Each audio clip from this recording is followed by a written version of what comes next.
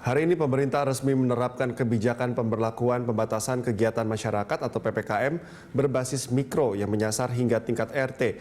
Pemberlakuan PPKM mikro ini berlangsung hingga 22 Februari mendatang. Dalam penerapannya, PPKM berbasis mikro dilakukan dengan mempertimbangkan kriteria zonasi pengendalian. Zonasi yang dimaksud terbagi dalam zona hijau, zona kuning, zona oranye, dan zona merah. Untuk zona merah adalah zona dengan kriteria jika terdapat lebih dari 10 rumah dengan kasus konfirmasi positif dalam satu RT selama 7 hari terakhir. Maka skenario pengendalian adalah menemukan kasus suspek dan pelacakan kontak erat. Selain itu juga melarang kerumunan lebih dari 3 orang serta meniadakan kegiatan sosial masyarakat di lingkungan RT.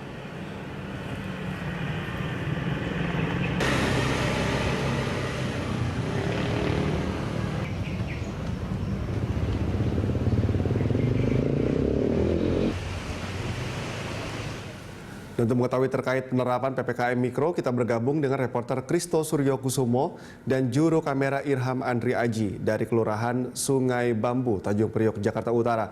Kristo, bagaimana pemberlakuan atau penerapan PPKM Mikro di sana? Lalu bagaimana tracing kontak erat terhadap yang suspek COVID-19?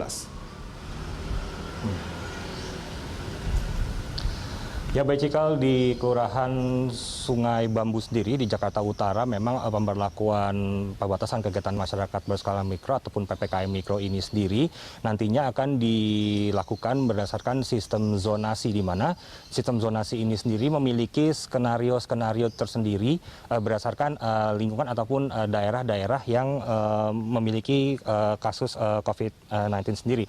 Seperti misalnya kalau kita berbicara mengenai daerah dengan zonasi hijau, yang dimana untuk zonasi hijau ini berarti adalah daerah ataupun lingkungan ini yang tidak memiliki kasus aktif, dan nantinya jika ada kasus konfirmasi positif nantinya pengendaliannya melalui dengan surveillance ataupun dengan pengawasan secara aktif, dan nantinya seluruh suspek yang berada di lingkungan tersebut akan dites dan ada pemantauan kasus tetap secara berkala. Dan nantinya setiap zonasi ini sendiri memiliki tentunya skenario-skenario tersendiri, seperti kalau kita berbicara misalnya seperti zona oranye, di mana salah satu pengendalian ataupun skenario pengendalian di zona oranye sendiri adalah dengan melakukan penutupan kegiatan masyarakat di luar rumah, termasuk di tempat ibadah, lalu tempat bermain anak, dan juga tempat-tempat umum kecuali yang terkait dengan sektor-sektor esensial. Dan juga untuk zona merah sendiri, di mana zona merah ini dikategorikan sebagai zona yang memiliki penularan komunitas tinggi yang terdapat lebih dari 10 rumah atau dalam satu RT memiliki kasus positif, maka pembatasannya akan berlangsung lebih ketat. Dan nantinya untuk zona merah sendiri, salah satu cara skenario ataupun skenario pengendaliannya, maksud kami nantinya adalah tidak boleh berkumpul lebih dari 3 orang di luar rumah. Lalu untuk tempat ibadah, tempat bermain anak, dan juga tempat umum akan juga ditutup. Dan juga terkait dengan mobilitas masyarakat, ini juga akan lebih diperketat di zona merah, di mana dalam zona merah sendiri nantinya untuk segala kegiatan masyarakat hanya dibatasi pada hingga pukul 8 malam terakhir begitu. Dan juga pelarangan kegiatan-kegiatan masyarakat seperti arisan ataupun secara kegiatan-kegiatan lain yang berpotensi menimbulkan kerumunan nantinya juga akan dihentikan jika berada di zona merah.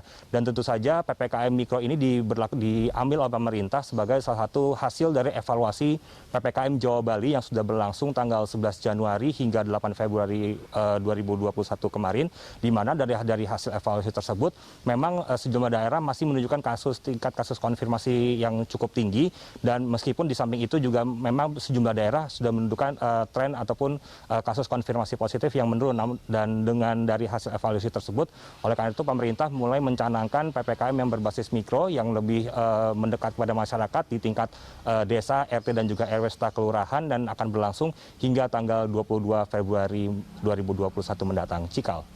Kristo, lalu pembatasan apa saja yang sudah diberlakukan di sana?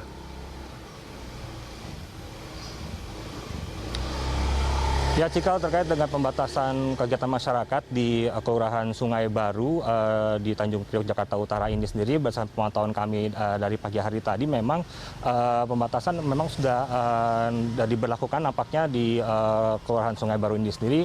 Dan ini terlihat dengan kegiatan masyarakat yang berlangsung di sini yang memang biasanya ini cukup ramai, karena memang di Kelurahan Sungai Baru ini cukup berdekatan dengan tempat-tempat ataupun fasilitas-fasilitas umum dan sektor-sektor esensial seperti sekolah, lalu lalu juga ada pasar dan juga lainnya. Ini juga tidak begitu ramai begitu, sehingga dapat dikatakan bahwa pemberlaksanaan pembatasan kegiatan masyarakat di Kelurahan Sungai Bambu di Jakarta Utara ini sendiri juga mulai cukup berjalan, dan juga diharapkan bahwa nantinya dari perangkat-perangkat desa, kelurahan atau RT RW setempat juga ikut membantu dalam memantau bagaimana mobilitas dari masyarakat, sehingga nantinya setiap masyarakat yang berada terutama khususnya di Kelurahan Sungai Bambu ini sendiri tidak menambah lagi kasus positif, sehingga dapat menekan laju penularan dari kasus COVID-19 sendiri. Cikal. Baik, Kristo, terima kasih atas laporan Anda. Selamat bertugas kembali. Pemirsa, itu tadi laporan dari reporter Kristo Suryo Kusumo dan juru kamera Irham Andri Aji dari Kelurahan Sungai Bambu, Tanjung Priok, Jakarta Utara.